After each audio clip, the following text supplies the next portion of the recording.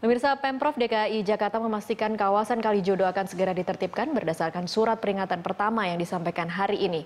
Untuk mengetahui bagaimana proses penertiban kawasan Kalijodo, kita akan bergabung dengan rekan Ani Rahmi di Grand Studio. Ani, silahkan. Ya pemirsa, aparat Kelurahan Pejagalan yang membawahi kawasan Kalijodo di Penjaringan Jakarta Utara hari ini mulai menyebar surat peringatan atau SP1 kepada warga Kalijodo. Penyebaran khusus dilakukan di 5 RT yang ada di RW 5. Peringatan pertama ini mulai efektif hingga 7 hari ke depan. Lalu seperti apa kronologi penertiban Kalijodo? Kita saksikan grafik berikut ini. Wacana membongkar kawasan Kalijodo sebetulnya bukan kali ini saja yang mencuat ketika menjabat sebagai Gubernur DKI Jakarta 2 tahun lalu. Sebetulnya Joko Widodo sudah memantau aktivitas di kawasan ini. Bahkan Ahok juga sudah pernah diajak belusukan ke daerah yang dikenal sebagai kawasan prostitusi ini. Namun kali ini wacana ini kembali mencuat dan ditindaklanjuti langsung oleh Ahok.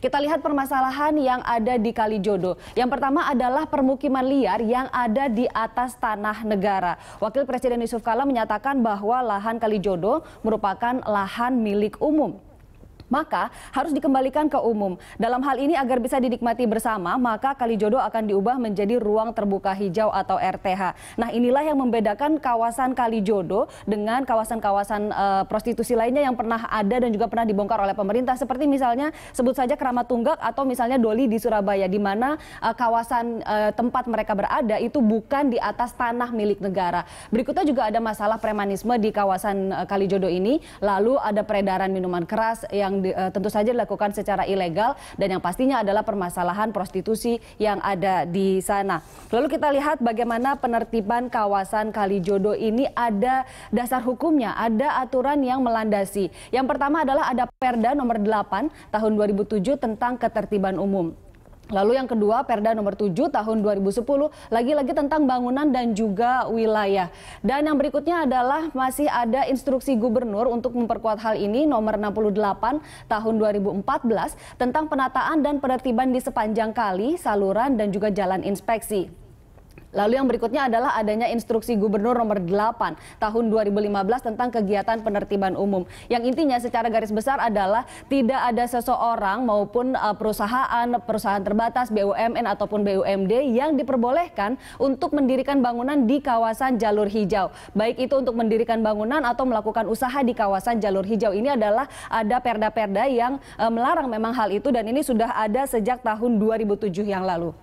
Kita lihat apa saja upaya Pemprov DKI Jakarta sebelum akhirnya sampai pada tahapan membongkar Kalijodo. Yang pertama adalah melakukan sosialisasi kepada warga Kalijodo, lalu melakukan pendataan penduduk dan ini memang sudah ada datanya, sudah disebutkan bahwa ada sekitar 4.000 warga yang akan direlokasi dari Kalijodo nanti. Dan berikutnya adalah menyiapkan rumah susun untuk warga Kalijodo yang memiliki KTP DKI.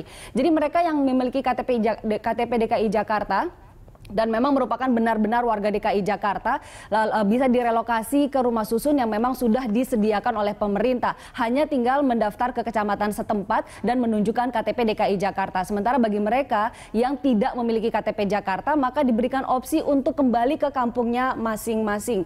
Dan kita lihat ada upaya lain lagi yang dilakukan oleh pemerintah, yaitu memulangkan warga pendatang ke kampungnya. Ini untuk mereka yang tidak memiliki KTP DKI Jakarta. Lalu juga memberikan surat peringatan 1, 2, dan 3 di mana kita ketahui bahwa surat peringatan 1 sudah dikeluarkan pada hari ini yang 7 kali 24 jam warga diminta untuk membongkar bangunannya sendiri. Lalu surat peringatan kedua nanti berisi sekitar peringatan bahwa 3 kali 24 jam warga juga diminta untuk membongkar bangunannya sendiri dan surat peringatan ketiga umurnya adalah 1 kali 24 jam.